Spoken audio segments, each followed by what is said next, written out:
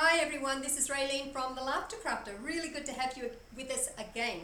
Last week, you may remember, we decorated some soap and made a little box to sit it in to give us a gift, and it was really simple and easy, and I wonder if you had a go at making it. So do check that out if you haven't already done that. Today I have taken a little magnetic canvas frame. I bought these in a pack of 4 for about $10 from a fabric shop, but I've also seen them in the $2 shop. Very, very cheap to buy. And I've covered it in fabric just with glued the fabric on, and then I've sewn a selection of buttons on in the shape of a V. V is the initial of my granddaughter's name, Vera. So there it is, a little close up. Really, really simple to do. So this is magnetized, magnets all the way around the back, and that will go on a fridge. I'm going to give that to her as one of her little birthday presents this year when she turns 4. Okay, so what you need to do is collect some buttons if you haven't already done that, or go to the op shop. Sometimes the op shop or the thrift shop has a big jar of buttons because people sometimes just donate buttons. I don't know why. Maybe you're a collector of buttons, or maybe you collect other bits and pieces and just save them for a rainy day like I do. I don't call that hoarding, I call that collecting. Yeah. So here's the limerick that goes with this craft today. If, like me, you're a bit of a glutton for collecting small things like the button, then initial a name on a magnetic frame, so cute, and it costs next to nothing. There you go. Now, the joke for this week. Some little known facts about the great spiritual leader of India, Mahatma Gandhi. So, he used to walk everywhere. He used to walk a lot, and sometimes he'd even go bare feet. So his feet used to get very sore and callous. That's one thing. Also, he was a great spiritual leader, very spiritual, and he felt very strongly and he felt very much for his people who were in a great plight at the time. As well as that, he fasted a lot, but when he did eat, he used to eat things like lentils and onions and garlic and vegetables. He was known to have a bit of bad breath. So he used to be known amongst his friends as the super calloused, fragile mystic, hexed with halitosis. I thought that was rather funny. All right, why don't we get on with making this? So here's what I think I'll need to make this button decorated magnetic little canvas frame. So I have the frame itself. Now this came in a pack of 4, and I think I paid from the $2 shop. I think I paid $10 for this pack of 4. There's the magnetic strip that runs all the way around, so perfect for sticking on something metallic like your fridge door or something. It's canvas and it's treated, so you could paint directly onto that, or in this case we're going to glue on some fabric and sew some buttons on. That's what we're going to do. So I have a piece of fabric. Now I've got purple with little pink dots and glow in the dark little birds as well. My granddaughter's favourite colours are pink and purple, so that's going to be the background colour. I have some assorted little creamy whitish buttons of all different sizes, and I've thrown in one little pink one because, as I said, Vera loves pink. So I have the similar coloured thread, buff coloured thread, and an easy thread needle, which I've demonstrated before.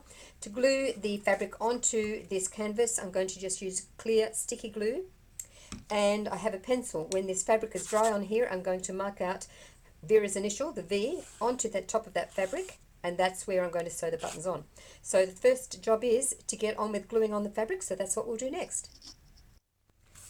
So here's the little canvas and the craft glue. I'm just going to squeeze some on and spread it around with my finger. It's water soluble, so it will wash off. Oh, got a bit of a lump there, that's okay. So let's just start with that. I don't really want any noticeable lumps. I want it to be fairly thinly smeared onto the surface there.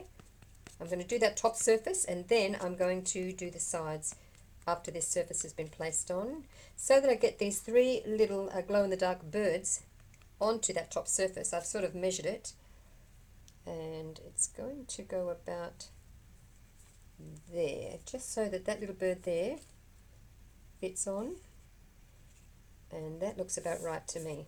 Now what is likely to happen, I've done a few of these before, what's likely to happen, even though I didn't put very much glue on there, is some glue may come through the surface, and if it does, that's absolutely fine, because it gives it a more even surface tension. So I'm not worried about glue sort of oozing through that fabric. It will dry clear, and that's perfect. Just shuffle it down a couple of millimeters so that I make sure I can cover this edge here, which I can. All those edges have got enough. Now that that surface is on nice and smooth, and it will shrink slightly as it dries because of the water content in that glue. So now before I glue the sides down, I'm going to take my fabric scissors, which I may or may not have mentioned before. Anyway, I'm going to cut little squares from the corner. Can you see that? Little square cut out of there. I'll trim some of this off, it's way too much for this side. I'll just take that off. I'm going to cut to that corner a square so that we can miter these corners when I glue them. Take a little bit of that excess off as well. Another corner here with my fabric scissors and one over here. So there we go. The 4 little squares taken from those 4 corners. Now I'm going to run a thin line of glue around each of these sides. I'll do them all and then I'll start to glue down the sides. Now there'll be a little bit of length of fabric hanging over, and I'll wait until the glue is all dry, and then I'll come back with some teeny tiny scissors and trim off the excess. So there we go, got a run of glue. Now just taking that over, and you can see some little bits of glue coming through, as I said would probably happen, and that's absolutely fine.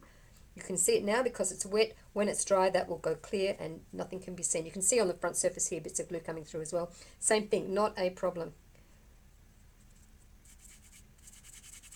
You just don't want thick lumps and globs of glue, okay, because it will stay as a lump. And we are going to try and get our sewing needle through later to sew buttons on, so we don't want to try to get through hard lumps of glue.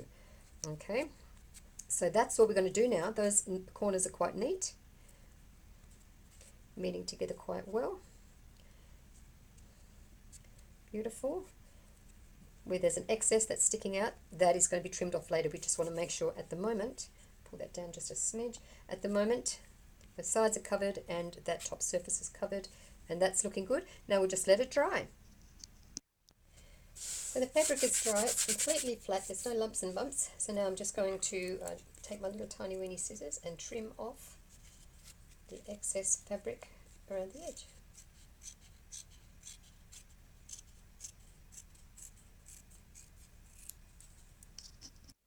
So that's it, all trimmed up beautifully.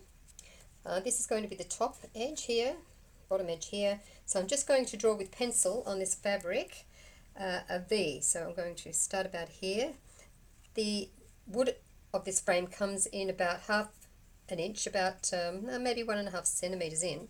So I can't take the V into these areas here because I obviously won't be able to sew buttons on. I need to keep the V inside this central piece here. So I'm going to go there, probably going to go down to about there. I may as well use a ruler. This line won't be seen later, it will be covered over with buttons. But I'm going to make this left side of the V fairly narrow. And the right side of the V wider.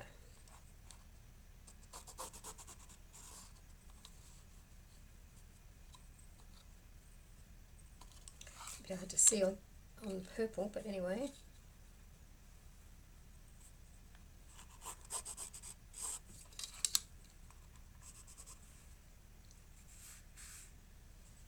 That should be the top there.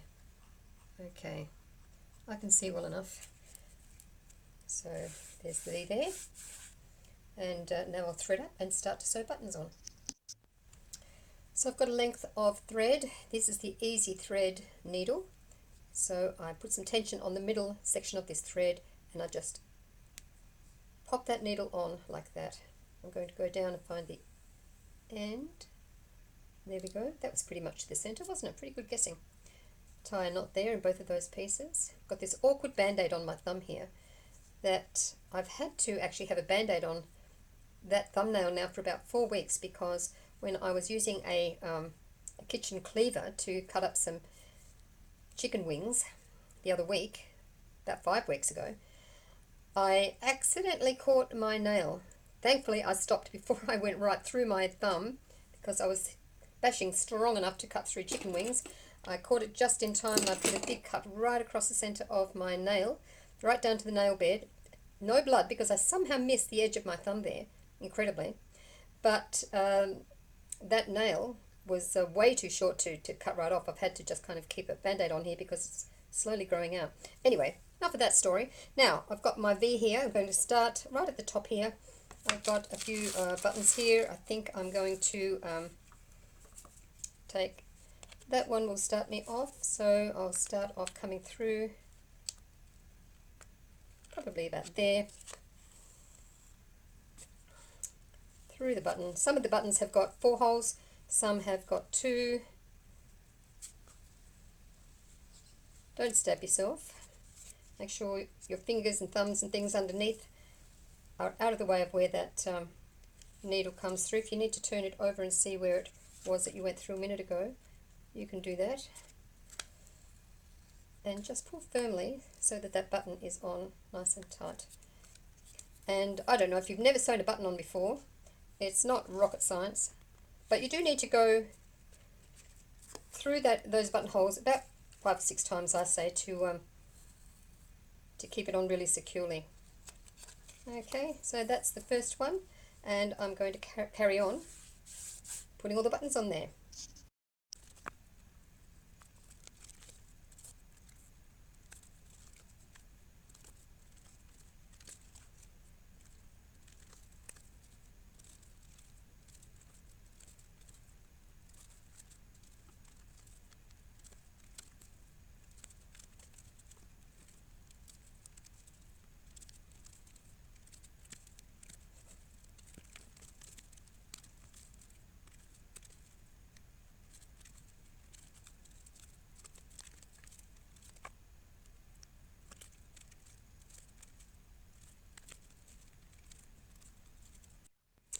So this is the final button, taking the thread through for the last time, bringing it out the back, and to secure it I'm going to cut the thread off right at the needle, put the needle down, take those 2 threads, separate them and tie them together, sliding the knot right down to the back of that canvas, and I'm going to make about 4 knots exactly the same way to secure that button and all the buttons in place.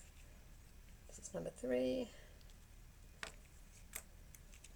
That's one of the advantages of using a doubled over thread with a knot on the end. Not only do you get a strong, secure hold for whatever you're sewing on, in this case buttons, but you're also able to separate those 2 threads at the end. Little snip right close to the knot. You're also able to separate those threads and make a knot. So there we go. We have a V for Vera, and this will go on the fridge, stay on the fridge, and at night time, if she's ever up at night time and the lights are out, these are little glow-in-the-dark birds. So there we go, purple and pink and glow-in-the-dark birds, and a V made out of buttons for my little granddaughter Vera. Very simple, quick and easy, inexpensive. Anybody can do it. There you go. Okay everyone, that is our little canvas magnetic frame made into a little decorative feature that can go onto, say, the fridge, using fabric and buttons. Really simple, fun and easy to make. I hope you have a go at it. I'd love to see what you make. Stick it up in the photos and put your comments on the page as well. That would be really, really great. In the meantime, before I see you next week, I hope that you'll have lots of laughing and lots of crafting, and I'll see you next time. Bye.